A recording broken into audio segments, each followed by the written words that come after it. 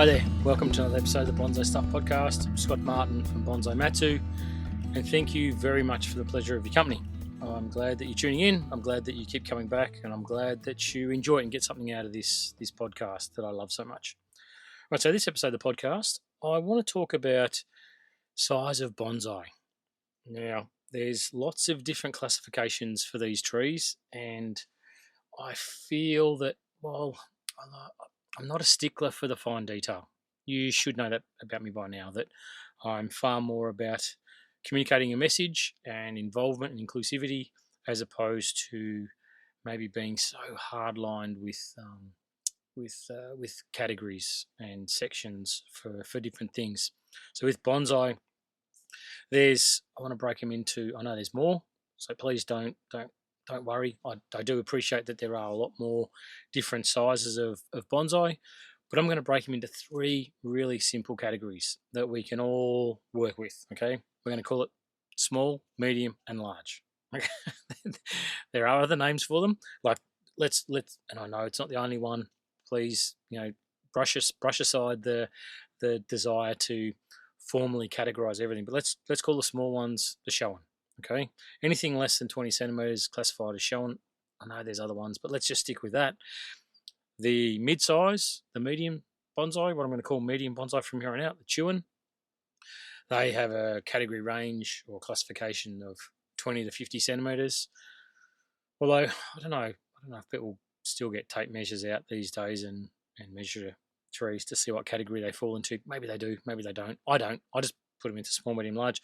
And the large ones, which are Amono, which I'm going to call over 50 centimeters. Sometimes, I was just researching on them.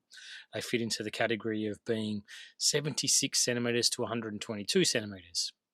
Pretty specific, if you ask me. But anyway, remember, small, medium, large. I'm going to run through some pluses and minuses, and we'll finish up as to what I think are an ideal bonsai size. So let's see if we can enjoy this one and get into it, eh?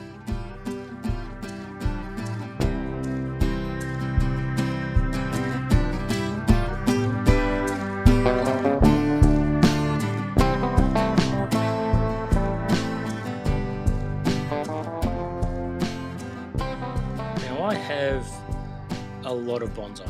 I have a lot of number. I see a lot of trees. Do I have a preference? Yeah, we'll talk about that a little bit later on. But for me, right now, my approach is to make sure that I limit the size of the bonsai that I have so that I can move them by myself.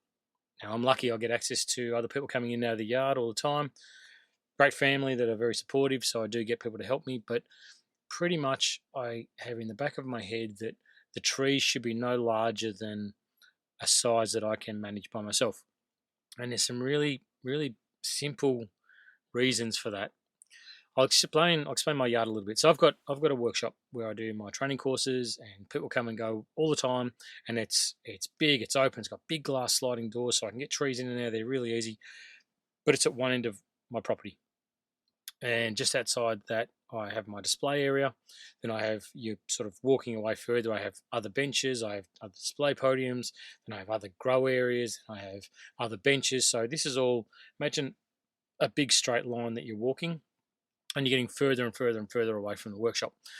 So I got to the point where about, I don't know how long it was now, maybe 8 or 10 years ago, something like that, maybe even a little bit longer, to be honest, I decided that when I looked at my yard, the further away from the workshop I got, the less refined the trees were, and the happier I was to put more development stock. And I kept saying in the back of my head, it's just developing, it doesn't need work.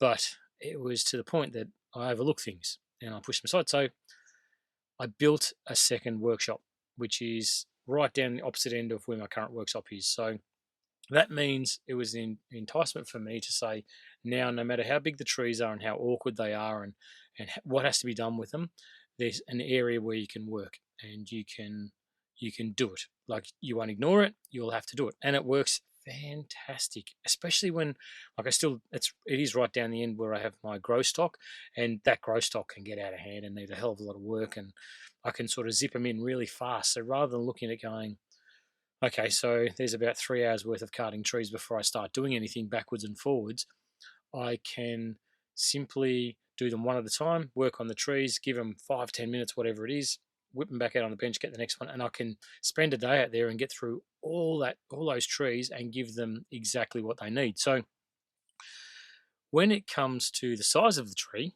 which is what this podcast is about, that's the approach that I have in regard to the size of the tree that maximum I should have, because if they get too big for me to move by myself and I need to rely on someone else, then they will get overlooked.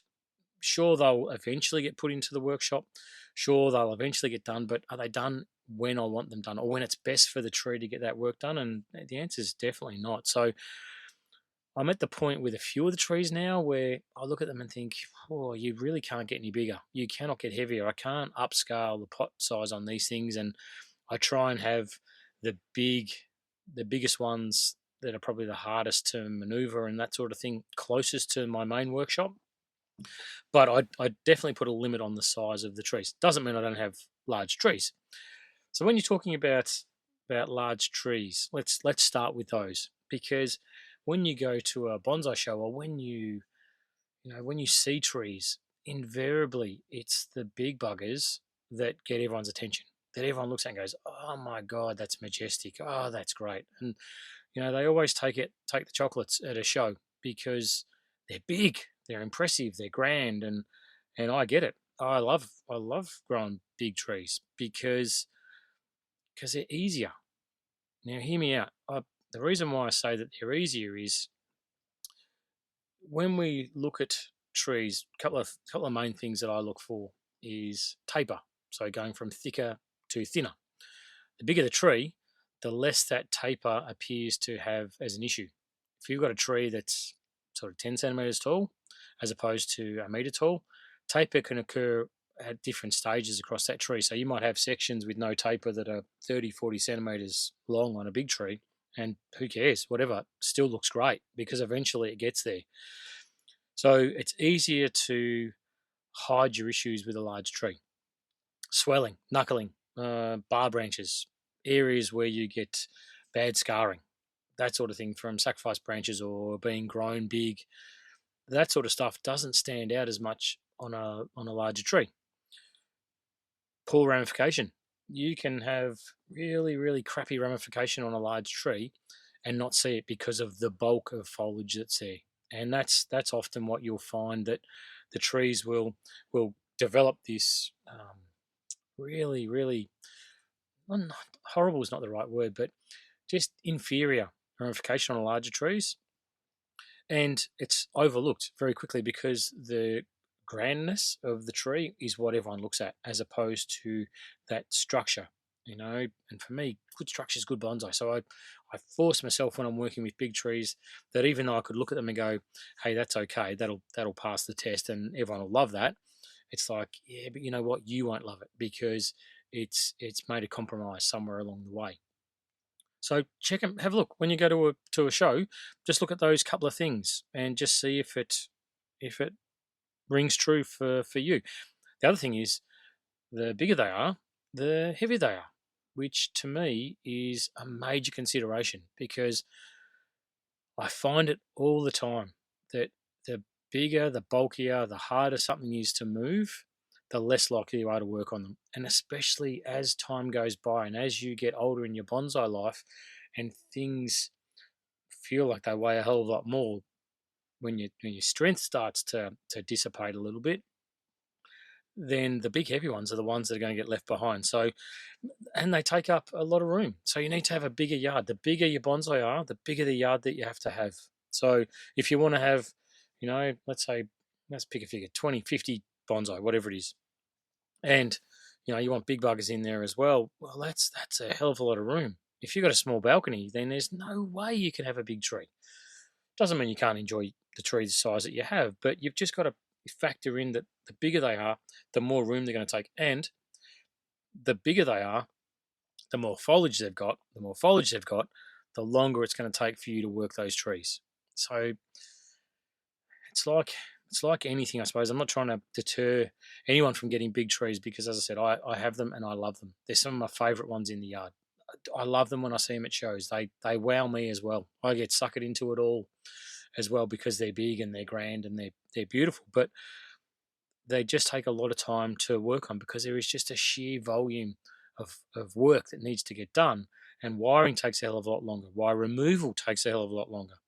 You know, things like your branch placement and positioning of those branches isn't quite as critical as what it is for a smaller tree. So you get a lot more. There's a lot more room for error, a bigger margin for error, or for compromise when it comes to the larger trees. Like I said, I love them. They're showstoppers, but are they necessarily better? When it gets to the warmer months, I must admit I do like the bigger trees because watering them is a breeze. You've got such a volume of root mass. You very rarely get leaf burn or any kind of burn issues or transpiration issues when it comes to your larger trees because they have that bigger soil mass, which means that they've got more potential for taking it in, and they're just a little bit easier to look after. Would I like a garden of entirely large trees? No chance. Anyway, that said, let's get into looking at the medium-sized trees and see where they fit into this Scott Martin Bonsai Matsu assessment on trees we should have in our collection.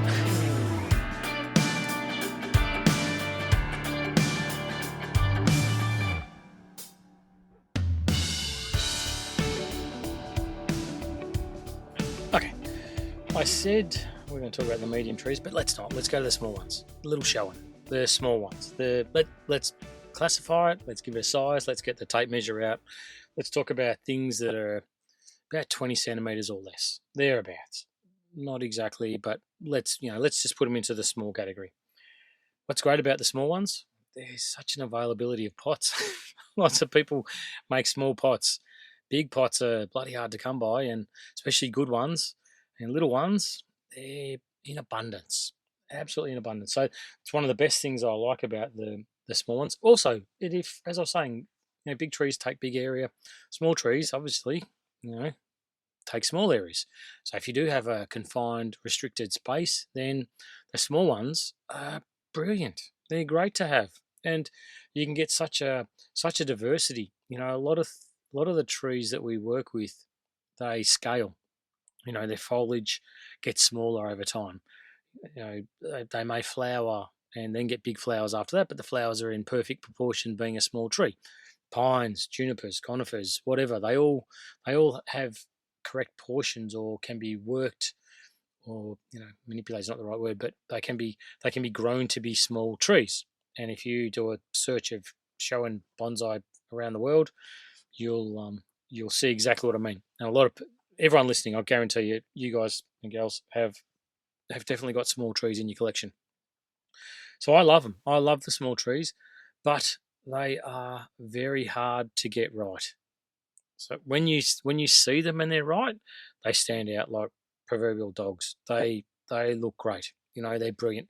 When you can get those proportions right, the branch size, branch placement, branch positioning, all that stuff, when it's done right, like at the Central Coast Open, when I was there judging, the first prize went to a range of a show and display because there were 7 trees or seven points in the display, and every one of them, bar possibly one, were perfect. Like really, absolutely smack on, which is so hard to get right with the small trees. Let's talk about the difficulties with the small trees.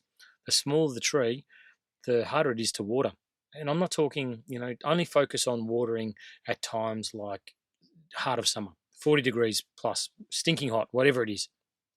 Those small trees require a hell of a lot more frequency of watering during that period than what your bigger trees will, because the sheer mass of soil that's available to be saturated, it's just so much smaller. So and also the if you think about the root mass, the root volume that's in there, and that pot heats up during that hot period, and there's burning of those roots when the pot gets to 60, 80 degrees, whatever it is, scorching hot, then the damage that's done to the external percentage of roots is far greater than on a very large pot, which the same diameter of damage may be done, but it affects the root ball a lot less on a larger tree. So the smaller they are, the harder they are to get right, the harder they are to keep alive. And it's a great skill to be able to do them at a very high level. There's really good people in Australia that do them. There is, and I've seen them and I love them.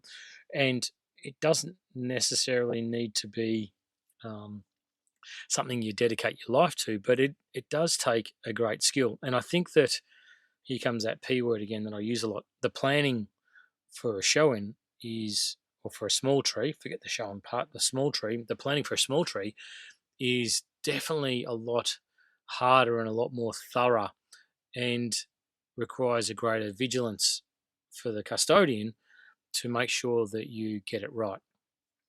You can't let things slip. Like talk about something like defoliation or decandling, something like that, whatever it is. Then like your decandling is done to a specific date, and if you get it wrong on a big tree, let's say you decandle too early, needles are too big. If you do it too late, needles are a bit smaller. On a show-in, if you get it wrong and those needles are too long, you've destroyed it for 12 months until you can get it to the next decandling to fix the timing.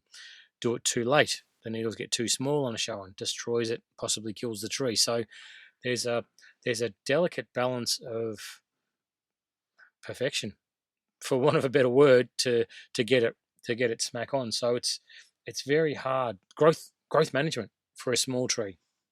Oh my goodness, balancing strength and not getting extension on the foliage mass is so hard. The longer something gets, the more vigorous it's going to become, the stronger it becomes, but also the coarser it becomes. The coarser it becomes on a very small tree, the more likely it is it's going to be cut off and you have to start again. So there's this holding pattern where you're treating water with a small tree where sort of they grow, they cut back, nothing develops. It doesn't take that step forward all the time. It takes a step forward, you cut it, takes a step back, grows again, takes a step forward, you cut it, goes back to exactly where it was. So you go around in circles a hell of a lot with a small tree. So I find them very challenging.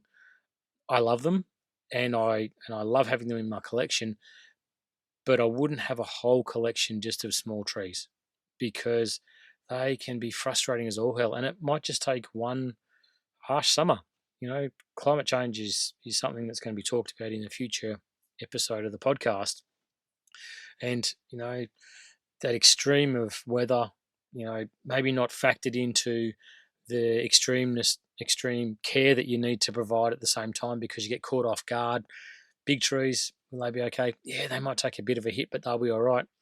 The little trees, they take a bit of a hit and you're back to square one if they survive. You may end up with a lot of dieback the following winter. Could be that you lose a lot of your structure on the tree. But anyway, and let's talk about the physical side of a small tree. Now, I'm not, I haven't got the most delicate fingers in the world, and wiring a tree that's 10, 15 centimeters tall can be a challenge. Getting your hands into those tiny little spaces without breaking things means that more often than not, you won't wire them because it's just too bloody hard. I've used tweezers, I've tried fine needle nose pliers to get wires in there and stuff like that, and all well and good every now and then. But if it's something that you're doing on a perpetual basis, I guarantee you'll move towards the clip and grow method, where if it doesn't fit the silhouette, you'll be lopping it off. You won't keep it in there. So rather than trying to manipulate it so you keep ramifying, keep taking steps forward with a small tree, I think that you'll sort of compromise a little bit. It's really common. They're so hard. Like we talk about taper, taper on trees. It's got to be in my top 5 things that I look for, that I strive for when it comes to my bonsai's development. Not only trunk taper, but branch taper as well. And when you scale that branch back and think that, okay, well, if it's 20 centimeters tall, then the branch itself might be 8 to 10 centimeters long, and in 8 to 10 centimeters of my primary branch, I've got to get probably 3 or 4 secondary branches in there. I've got to have taper going from thicker to thinner, and then those 3 or 4 secondary branches, I've got to have, maybe 4, 5, 6 sub branches coming off each one of those before I can say that I've ramified that branch correctly. That's a hell of a lot to manage in a really small tree on one branch, and you multiply that out up the tree as well. The smaller the tree, as a general guide, I'll go for more branches. So the smaller it is, the more branches I want on there. Obviously, those branches need to be closer to the nabari of the tree so I can get my proportions correct. They've got to, rotate around. They can't block each other out. And when you're talking in 20 centimeters, to get all those different things in together, it's tough. So I, honest to God, take my hat off to anyone that grows small trees really well, because it's an absolute skill. Not just the design of it, but the horticultural side, that husbandry, that the looking after, the caring for that tree to have it succeed and not just live, not just survive, but to develop as well, to get the best of both worlds in this bonsai existence that we have, where we've got the design side and the horticultural side, and to bring those both together. Small trees are really tough. So they're definitely in my collection, and I think that after having been through repotting and working with the bigger trees, do I love repotting the small trees? Oh, I do. I love them. They're like Tic Tacs. I can just keep doing them one after the other. You churn and burn these things so quickly. So I do love the small trees, but are they my favourite? Let's see what happens next in the medium section of the trees.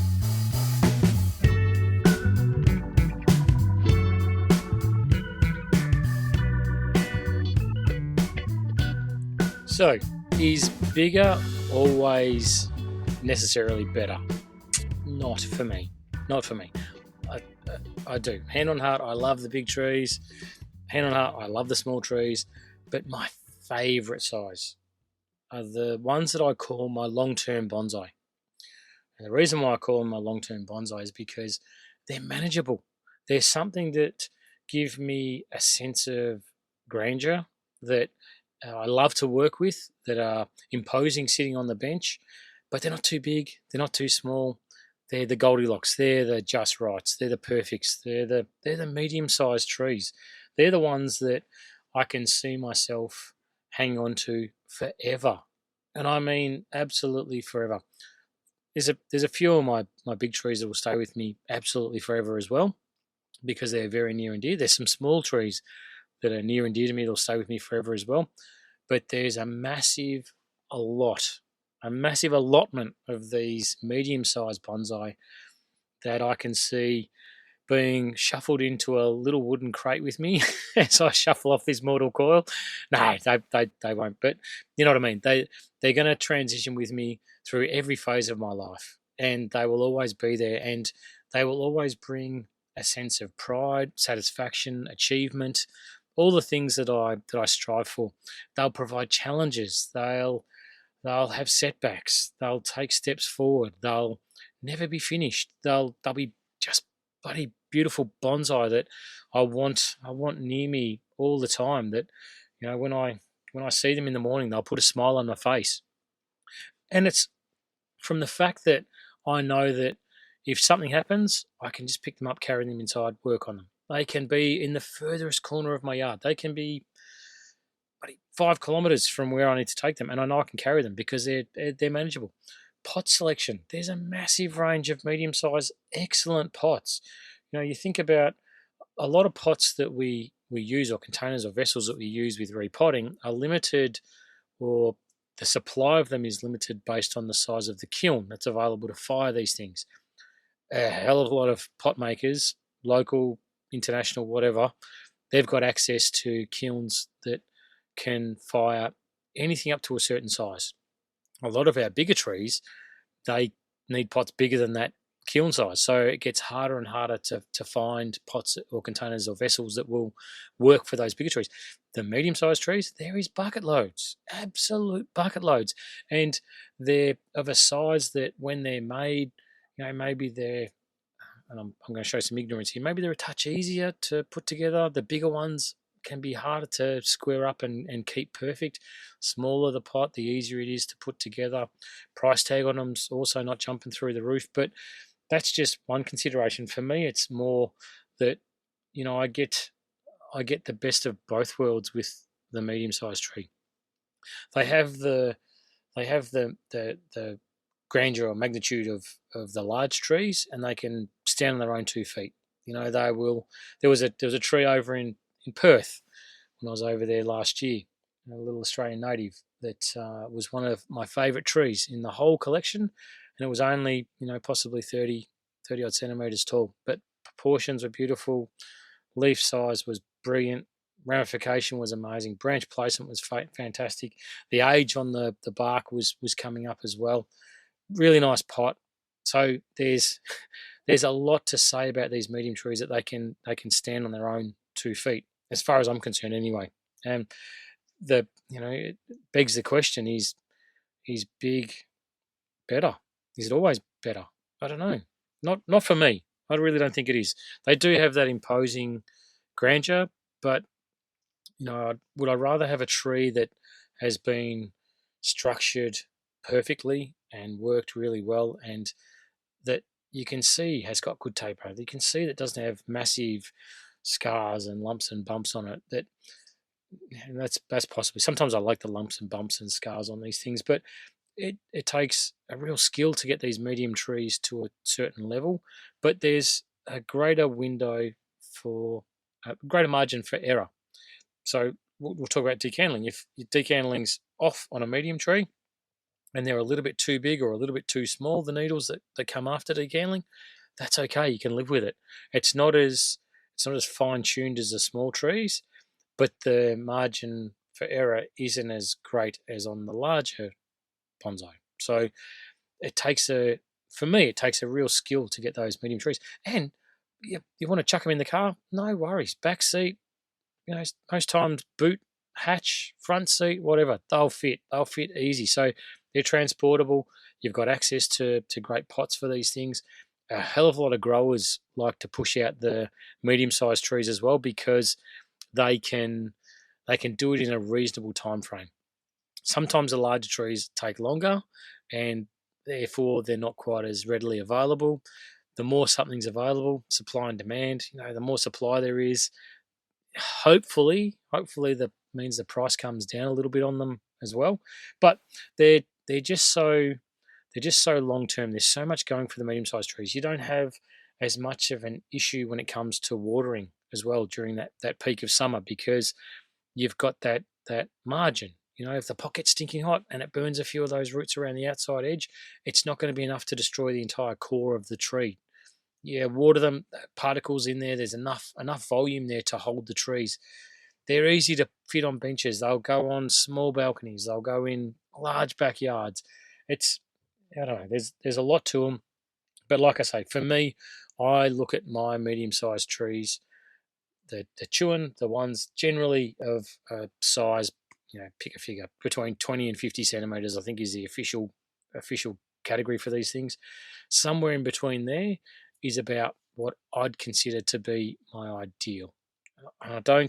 For all of my trees, I don't walk out there with a tape measure, and I've definitely got trees between these categories of all sizes. I've got smaller, I've got between the medium and the large, I've got between, A and B, whatever it is. But I just think about my trees in that scenario where I think small, medium, and large. It makes it so much easier when it comes to your fertilizing. It comes so much easier when it comes to your watering. And for me, my watering system, the smaller trees get put into an area that might have a higher frequency of lighter misting, just to cool down those pots over the summer periods. The bigger trees go into a more open area. They've got maybe more of a dripper-based system that can allow the pots to be completely flooded. Every particle cops it. And maybe the medium ones get the best of both worlds, where they've got misting and they've got their dripper system hooked in as well. So Anyway, I think that this small, medium, large, it's really important at the planting stage. But as far as your desire and what you want to get out of your trees, I always think about the big trees being a young person's game, and I think about the really small trees being something that progress towards. But I'm not going to progress towards the super small because I find them a little bit frustrating, a little bit poking the bear with a stick sort of thing. They just tend to push me over the edge a little bit. I love them, but the medium trees I find I get great satisfaction out of, and I'd strongly recommend that you get into it, and make sure that you've got everything covered off in those categories, small, medium, large, because you get a different feel for them. So we're gonna wrap up this podcast next. I want to talk about particle size when it comes to the different trees and a few other things as well. So it's been a good chat.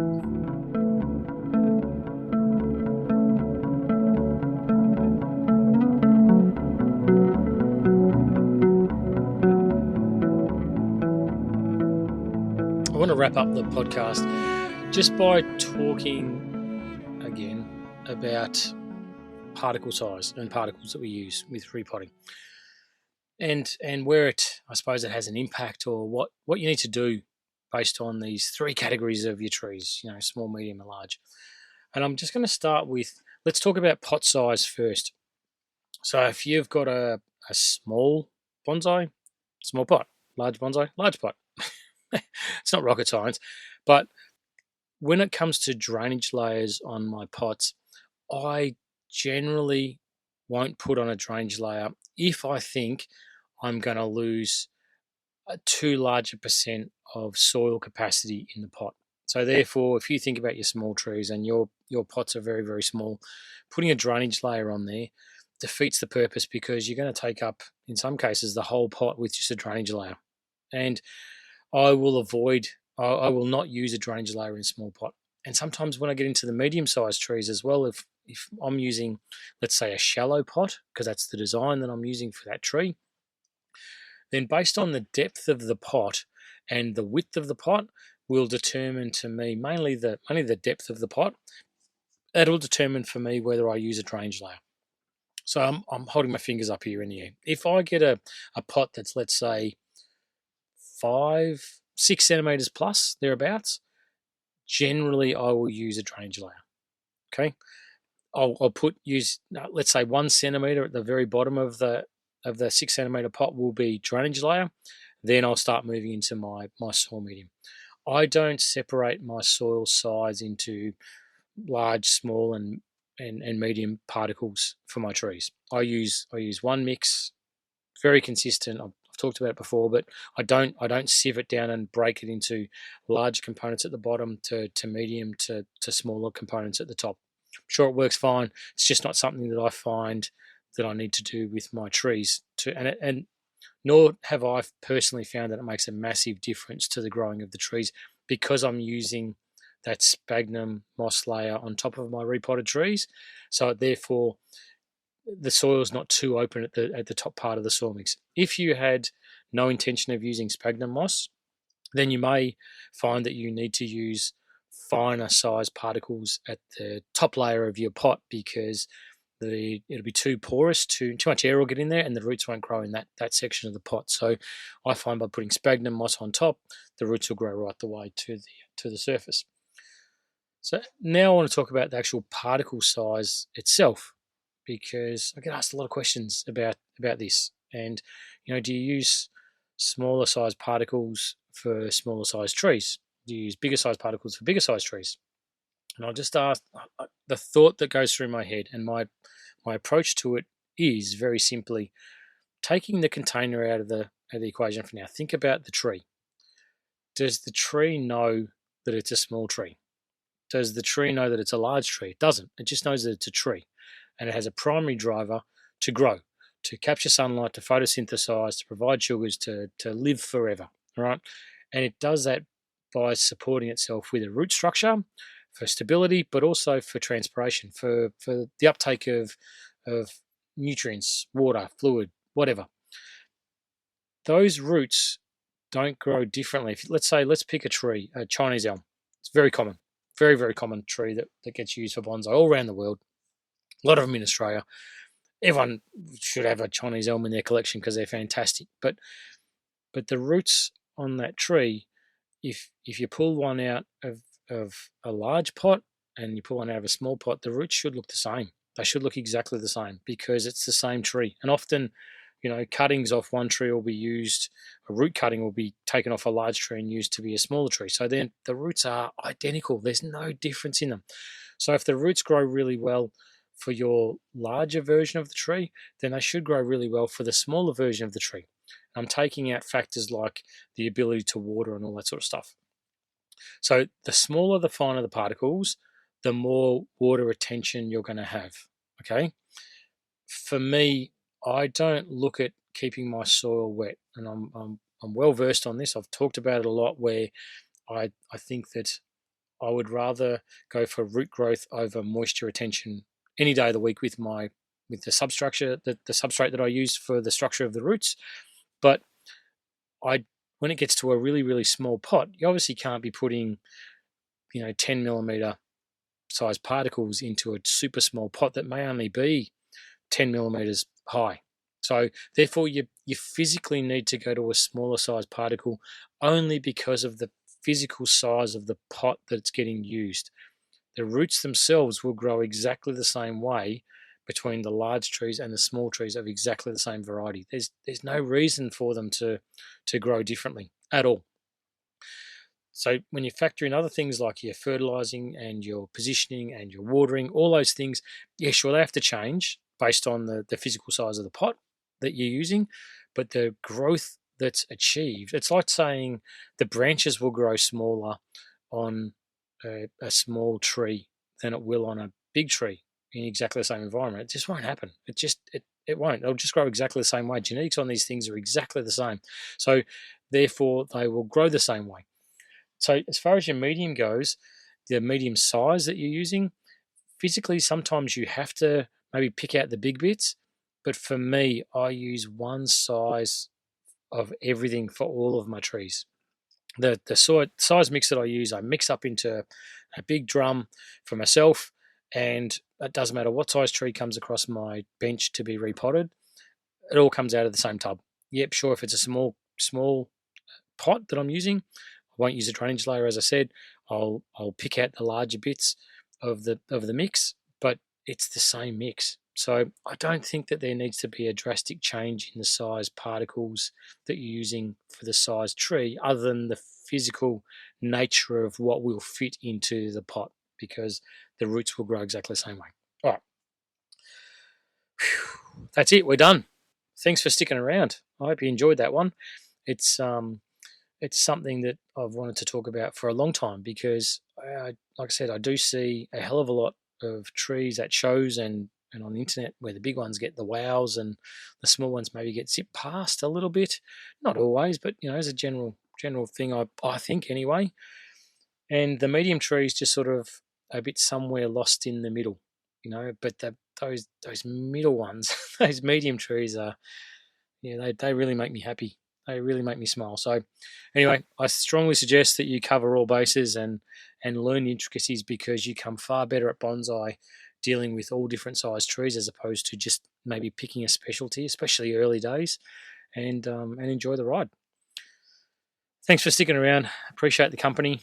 I love it that you tune in and shoot me messages from all around the world, Atlanta, wherever you are. Thank you for staying in touch with me, and reach out if you ever need any more bonsai stuff advice, because I'm more than happy to help. Until next time, happy bonsai.